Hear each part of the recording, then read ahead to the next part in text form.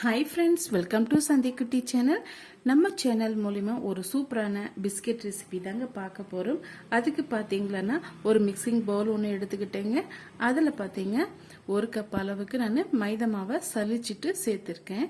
இப்போ ஒரு கப் அளவுக்கு நம்ம மைதா மாவு எடுத்திருக்கோம் இல்லைங்களா. இப்போ அரை கப் அளவுக்கு சுகர் எடுத்து அதை ஃபைன் பவுடரா அரைச்சி எடுத்துட்டு வந்துடலாம். பாருங்க இப்ப அரைச்சி எடுத்துட்டு வந்தாச்சு. இப்ப இதோட சேர்த்து விட்டுடலாம். இப்ப அதே கப்பால அரை கப் அளவுக்கு நெய் எடுத்துக்கிட்டேங்க. அதையுமே இதோட சேர்த்து நல்லா பிசைஞ்சு விட்டுடலாம். நீங்க முழுமையா நெய்யிலும் செய்யலாம். அப்படி இல்லைன்னா கொஞ்சம் ரீஃபண்ட் ஆயில் எடுத்துக்கிட்டு நெய்யும் சேர்த்து நல்லா பிசைஞ்சு விட்டுக்கலாங்க. தண்ணி எதுவும் சேர்க்க வேண்டாம். இதுலயே நம்ம பிசைஞ்சு எடுத்துக்கணும்.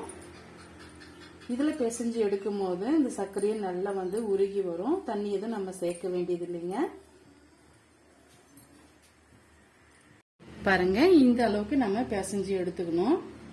ரொம்ப இலக்கமா இருக்கக்கூடாது. இந்த அளவுக்கு இருக்கணும். நம்ம தண்ணி எதுவும் சேர்க்கவும் கிடையாதுங்க.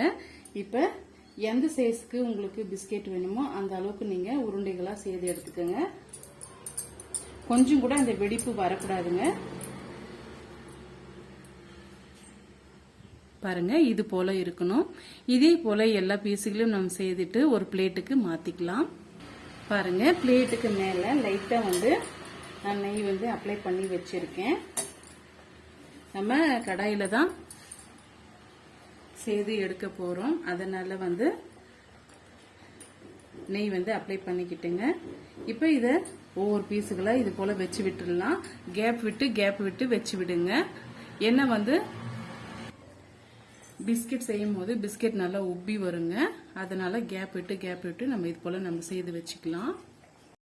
இப்ப பாருங்க எல்லா பிஸ்கெட்டையும் இது போல நம்ம செய்து வச்சுக்கிட்டோம். இப்ப பிரேக் பண்றதுக்காக நம்ம அடிகனமான கடாய் ஒண்ணு வச்சுக்கிட்டுங்க. ஸ்டாண்ட் ஒண்ணு வச்சுக்கிட்டோம்.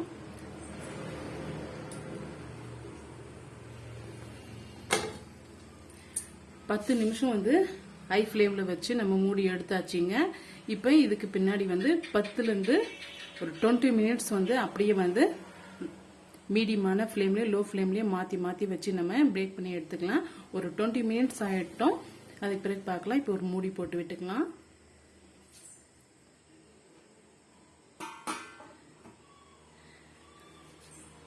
இப்ப மீடியமை விட கொஞ்சம் குறைவா வச்சுக்கோங்க. இல்லைன்னா கீழே அடிப்பிடிக்கிற மாதிரி ஆயிடும். பிஸ்கெட் கிளியரா வராது. இப்ப மீடியமான ஹீட்ல கொஞ்சம் குறைவா வச்சு நீங்க பிரேக் பண்ணி எடுத்துக்கோங்க. இப்ப ஒரு 20 மினிட்ஸ் கழிச்சு நம்ம பார்க்கலாம். பாருங்க இப்ப ஒரு 20 நிமிஷம் ஆயிடுச்சு. இப்ப நம்ம ஓபன் பண்ணி பார்க்கலாம். பாருங்க நம்ம செய்து இருக்க மைதா மாவு பிஸ்கெட் நல்லா உப்பி இருக்கு பாருங்க.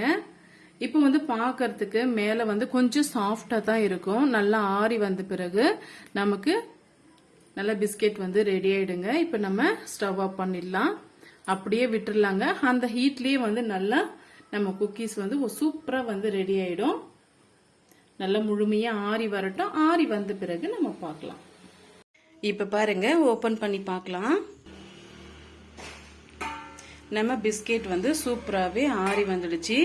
இப்போ நம்ம ஒரு கண்ணாடி பாட்டில ஸ்டோர் பண்ணி வச்சுக்கிட்டிங்களன்னா 2 மாசம் ஆனாலும் கெட்டு போவாதுங்க.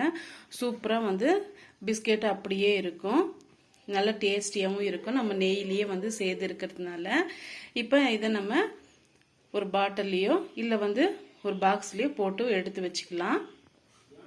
இப்போ பாருங்க ஒவ்வொரு பீஸுகளை நம்ம எடுத்து வச்சுக்கலாம். ரொம்ப டேஸ்டியா இருக்குங்க.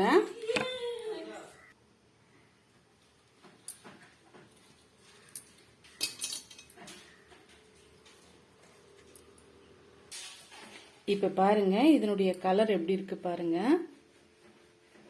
இது போல இருக்கணும்.